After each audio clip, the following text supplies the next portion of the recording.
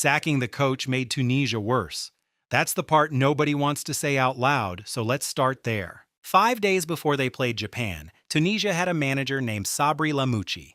They had just lost their opening World Cup match 5-1 to Sweden, and the federation decided the problem was the man on the bench. So they fired him, reportedly one of the only managers in World Cup history dismissed after a single game of the tournament. In his place, they brought in Hervé Renard, a name that in African and Asian football carries the weight of a small legend. The logic was simple. Bring in the rescuer, watch him fix it. He had 4 days, then Japan put 4 goals past Tunisia, and it was over. Hold on to that phrase, 4 days, because the whole story lives inside it.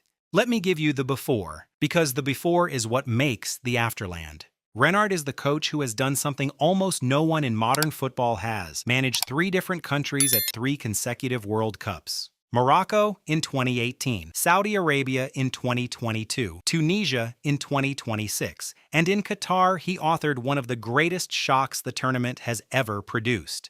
His Saudi Arabia side beat Lionel Messi's Argentina, the team that would go on to lift the trophy a month later. At halftime of that game, Saudi Arabia were a goal down to a Messi penalty, and the cameras caught Renard's team talk. "What do you want? To take a picture with Messi?" he asked them. "If you want a photo, take out your phones, but you have to give everything." This is the World Cup. They went out and won 2-1. That is the man Tunisia called. Not a caretaker, a specialist in the impossible. All football, now here's the after. The match was played on June 20th at Estadio Monterrey in Mexico, and it happened to be the 1,000th game in World Cup history. Japan turned that milestone into their own record book. The 4th minute, Keito Nakamura skipped past his marker and crossed, and Daichi Kamada rose above a crowd of 4 Tunisian defenders to head it in. It was the fastest goal Japan had ever scored at a World Cup, beating Shinji Kagawa's 6th-minute strike against Colombia back in 2018. Renard had set up a back 5, a shape built to survive. It survived for 240 seconds, tribal football. Then it kept going. Ayase Ueda scored on the half hour, driving a low shot into the corner past a flat-footed defense. Junya Ito made it 3 just before the 70th minute, running onto a through ball and finishing without fuss. Ueda headed in a 4th on 83. Japan became the first Asian team ever to score 4 goals in a single World Cup match, their biggest winning margin in the tournament's history. One country wrote history that night. The other one vanished from the competition, ESPN, because that's the cold arithmetic. 2 games, no points, mathematically out with a match still to play. Tunisia became the first of Africa's 10 teams to crash out, and across those 2 matches they scored 0 and conceded 9. 9 against, none for. You don't need a tactics board to read that, you need a mirror. Flash score, Nigeria info. And here's where the story turns, because the easy version is Renard failed, and that version is wrong. Watch what actually happened on the pitch. The people who broke the game down didn't describe a team outthought. They described a team making the same mistake on a loop. The first goal came after the goalkeeper's clearance was intercepted. The second came from another botched clearance. For the third, the backline misjudged the offside trap completely. The fourth came from 2 Tunisian players colliding over the same ball and handing it away. 4 goals, 4 separate self-inflicted wounds. Tunisia finished the match with 2 shots, neither of which forced a save. That is not a tactical problem.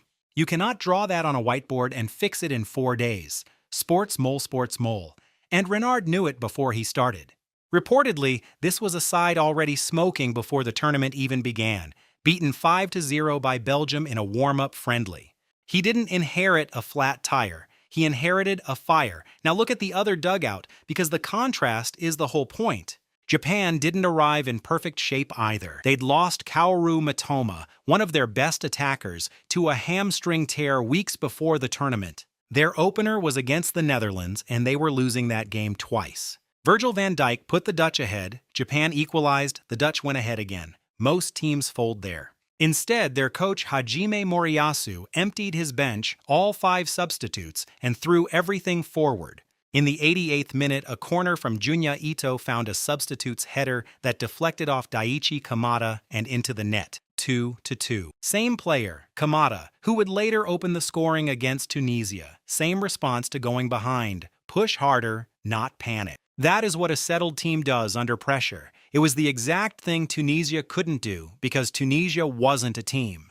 It was a building site with a new foreman every few months. World Soccer Talk +4. So let's be fair to Renard, because his own players were fair about themselves. Listen to the captain, Elias Skiri. "We simply do not have the required level right now," he said.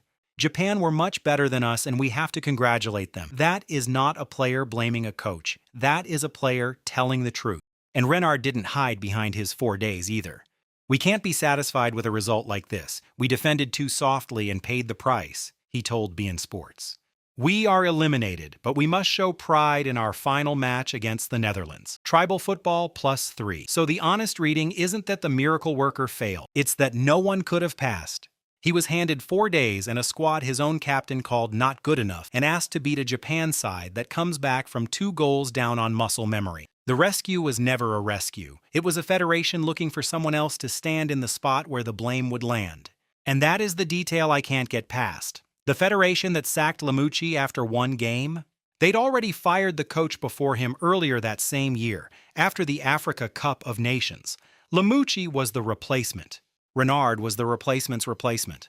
3 managers, 1 drowning team, and a reflex of reaching for the bench every time the players come up short. A Tunisian defender, Ali Abdi, found the words no pundit improved on. "We keep tearing everything down instead of fixing our problems," he said.